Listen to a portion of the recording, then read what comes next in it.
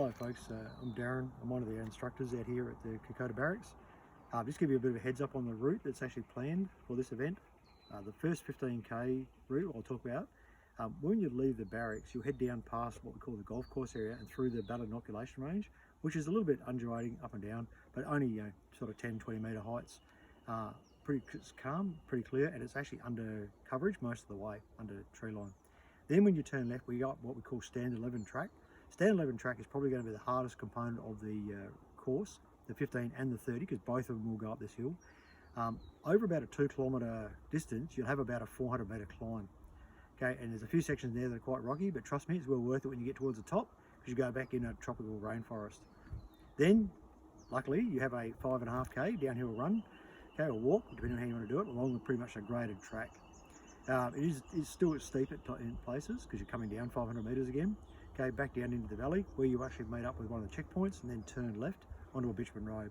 You go up over top of what we call Back Creek Road, okay, again where it's about another 150 metre climb over a couple of kilometres, and then down, turn left again, and then you go back over what we call a lower. Okay, so it's not Hawaii unfortunately, it's actually back up over another 250 metre climb, okay, past the grenade range and then down to the finish line. So that's the three bigger hills or the peaks during the 15k.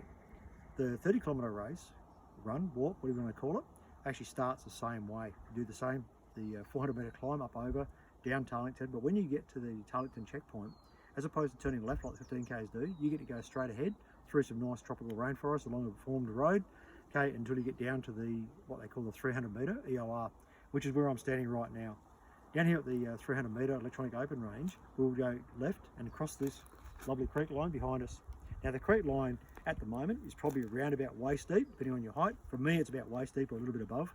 Bit of a rough bottom. We will actually have a rope across here on the day, and we won't necessarily be crossing right here, but you'll cross this river again, like I said, about waist deep. So bring all your cameras, etc. Waterproofed. Make sure you've got some spare pair of socks. When you get to the other side, it'll be around a track. Again, back up to the top of the peak, so you can just see here to our right-hand side, which goes up another 250 metres. Get to the top of the hill where the actual radio tower is, so you shouldn't get lost, get up there.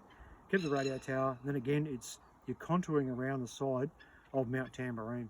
So again, it goes up and down short distances of between 50 and 70 metre heights, up and down, over about a 5 kilometre track. You then turn and head back downhill again, cross over under the main road at the where there's some 6 foot high tunnels, okay, and there's 3 of them, so you actually cross under those, back onto the main road, and then you'll join back into the same track where you go up over a lower, okay, and past grenade range, back down to the finish line. So that's the end of your 30k's.